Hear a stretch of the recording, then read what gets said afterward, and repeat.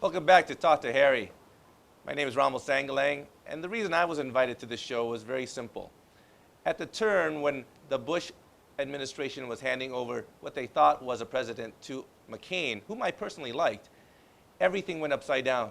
And it went upside down because of social media. I actually decided not to have papers and TV in my own home, but social media helped me dictate who I was going to vote for.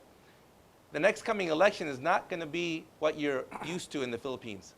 That day is gone. A lot of people won't even buy regular phones anymore. They're going to go with smartphones. Why? Because they're able to do unlimited Facebook because of Facebook coming here and giving unlimited Facebook for free. They're also going to use that smartphone to research things, what people say, where the bullets come from at the airport. And I'm sorry to say that Mar Rojas, if you're listening, you should really hire someone like Harry and myself and even Pixel Plus One, because your crisis management team really needs a lot of help. But with that aside, I'm going to go ahead and take over and give this actual history of how social media took over the presidency to Kenneth Ching.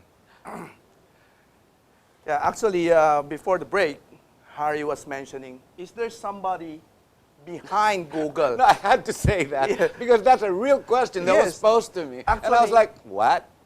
Yeah, tama yun. Actually, I was thinking of that too before. I Oh, said, di ba?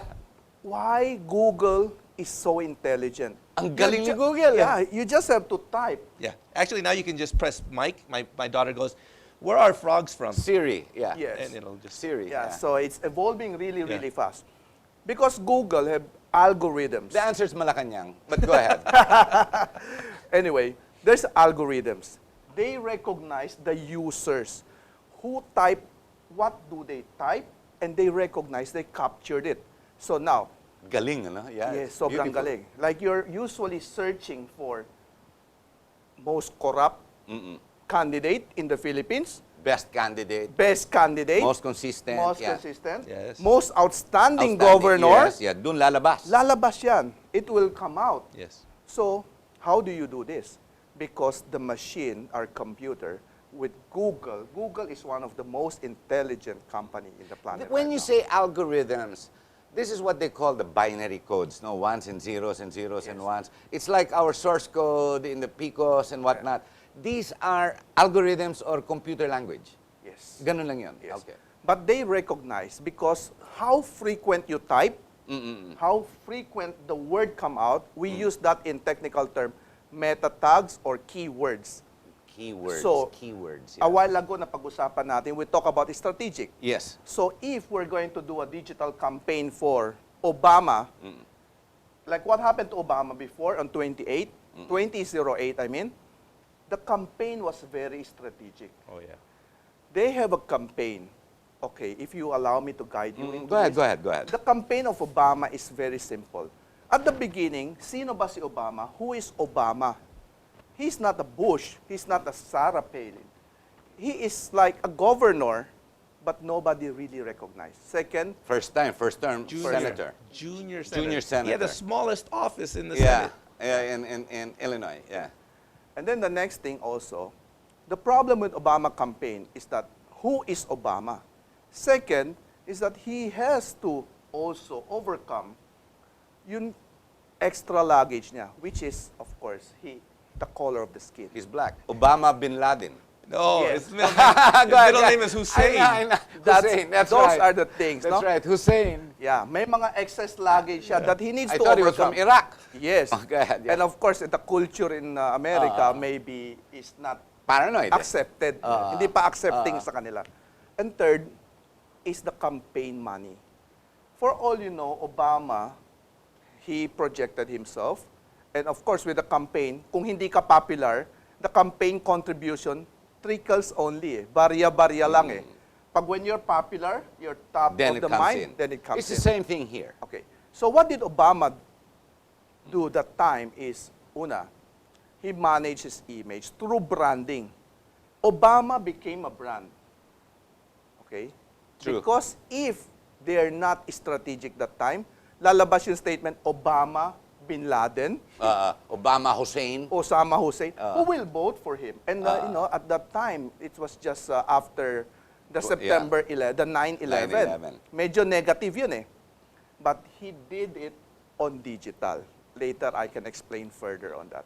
Pangalawa, after who he is, then all the luggage, he needs to have money for the campaign. In every election, in anywhere in the world, I think money is still very, very important factor. Of course, mobility. I mean, you Yeah, need that to we engage. cannot deny that. Yes, yes. So it's either you have contribution or you have Yes. your own money or you need help. What Obama did is very strategic. He did crowdfunding. Crowdfunding is that parang yung ALS, if you're familiar with yeah, ALS, yeah. yung Ice Bucket Challenge. Oh, yeah, yeah. It's an advocacy. That was very successful. But that was after Obama. Ah. The first person who did that crowdfunding is Obama. Yeah. He has, Siya pala nag-umpisa niya Yes. crowdfunding. if you see yung campaign contribution niya, $1, $10, $80, is Maliit. the maximum, $80. Ah. But it comes in volume at it went into the digital campaign kitty of Obama. So nakapag-ipon siya. For all your information, naipon niya is 748 million US dollar Wow. crowdfunding. That much? $80 a shot. Yeah. And the Fantastic. maximum amount is $80 lang. So people donate $1 to $80. Maximum na yun. Ayun ang pinakamalaki na nakuha. So just Don't say too loud, baka marinig ng mga presidential balls eh. But sige, go ahead, go But ahead. anyway, so marami siya nakuha at a small amount, but the volume comes in. Bakit? I'm bringing you again to what we've started. People, you mentioned, Harry, a while ago, your children ask you to remove the TV and they, Oo, abala daw eh. tanggalin naman yan Ah. because we wanted to engage here. You're right, because ang statistics is telling us, people usually now spend 4 to 6 hours doing digital or social media or activities in the computer and only spend less than 1 hour now in the TV. On TV. Actually, mine don't even do that. No, you talk about America, you talk about the success of Obama. This was some 7 years ago because he's on his last stretch for November next year.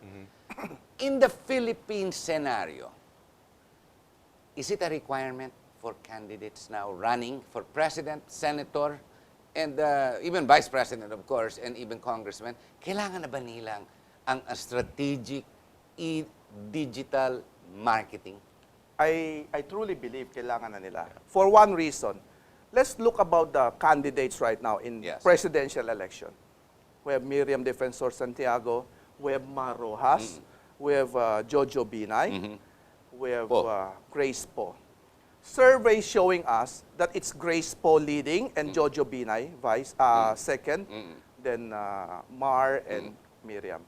Miriam just recently announced. It will change. It will change. Why? Because Miriam is very much into social media. She has one. You know, that's so true because every time I open my Facebook, there is something about Miriam there. Yes. If it's not poking fun, she's getting mad.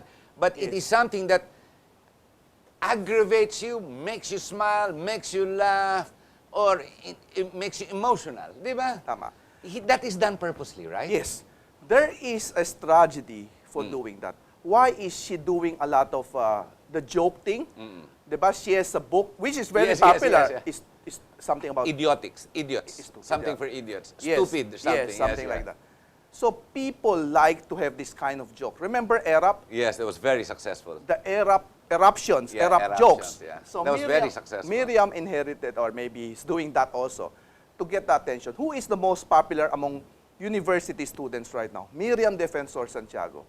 And Oh, yeah, no? yes, Yeah, yeah.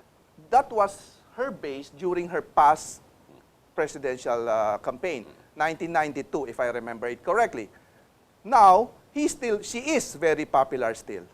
Bakit? Kasi the people from the university is with laptop, computer, and iPad all Do the you time. firmly believe that she is the one behind that and she has a professional group, or just by chance she's become popular because, well, Miriam is a character, you gotta admit. That is not accidental. What Miriam is doing is strategic. Yes. You know that for a fact. Yes. She cannot do it herself or with just a bunch too of much work. people. Hindi kaya, no? Hindi kaya. Physically, hindi kaya. You are 24/7. So, you're talking there is a requirement for professional help when it comes to this Yes. service. Just like you mentioned a while ago, Harry, PR. Oh, PR, I know. Okay. I do PR and it requires money, time, people, Yes. and strategic thinking, of course. Yes, a lot of thinking, content is very important. Yeah, important. Just like in social media, they say something, recently I've read something like this. Before, our parents told us, before you talk, you have to think it Of over course. at least 2 times. But they say now, before you post something on Facebook, you have to think it over for 5 times. Because when you post something, people get it, adopt it, and then babalik na sa'yo Babalik na sa'yo. Ibabalik na sa'yo. Now, having said that, it needs- Responsibility. Yes, kailangan ng isang team. Because there's a lot of work to do. You have to make sure that people are aware, your campaign, or you have to deliver your message properly. Kung galing lahat ng message niya kay Miriam, I really doubt. Hindi kaya. Kasi she has to devote some time for herself, for her family, doing other activities that she loves to do, like So writing. it's supervised group work that can take a lot of manpower, not only direction, content, and togetherness with a same direction. It requires work. People work. Yes. To me, it requires focus on what's going to make you better as a candidate or better as a persona. One of the issues really is there's non-print groups like Rappler out there. Of course, Yeah, they Maria had Ressa. to do a retraction. But when you do the retraction, it basically shows everything else that he said, right? So when I say he, But Rappler is more of news on digital content. It's still news. yeah, Not like real social media, wherein, like Kenneth said, the ability but where to does it keep- show up? Where On does it show up? Facebook, yes. Facebook. Yes. Rappler shows up on Facebook, and Yeah, that's but- why it gets read. Yeah, but when you open the Rappler page, it's still basically print content written down.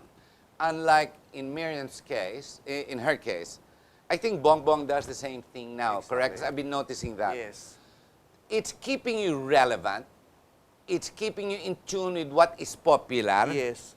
What is the fashion ongoing, or if it's Tanimbala or Yolanda or whatever, the content is about what is breaking news or Yes. Aldab. Yes. But then, so you keep the person aware and relevant with giving a position at the same time, it's social sensitive to the group it's talking to. Tama. So That's ang right. dami, no? My Yeah. gosh, what And work! Yes. There's That's a lot terrible. of work. There's so much work there. Yes. At you have to adapt it for your personal. Like kunyari Aldab, how will you take advantage of that Aldab to go to you? So this is very technical. And even graphics, the graphics that go on have to be created. Yes. Actually, if I bring you back That's important. to Obama campaign, They used a lot of yeah, graphics. if I can show the graphics there, they have a lot of graphics. Sobrang dami that it's also have to be very consistent. It's just like, okay, the campaign in the Philippines. I'll bring you back again to the Philippines. What we see is that people use silk screen. Yes. Silk Yeah, screen yeah. the face, then maybe let's hurry. Ah. Ganun lang eh. But the Obama campaign is on a separate level. Very professionally done. They have the logo, they have the pin. It's very consistent. So when people see the logo, they know it's Obama. Yeah. The And message is coming across clear Yes. and loud. Using motion graphics or graphics. So yun din yun. That's what we're doing also. That's a part of social media, by the way. You don't just post editing. We're going to have to take another break. Ladies and gentlemen, one of the latest things that came out on the news just 2 days ago, which I'm not sure if it was for comedy, ignorance, stupidity, or just wasted ink.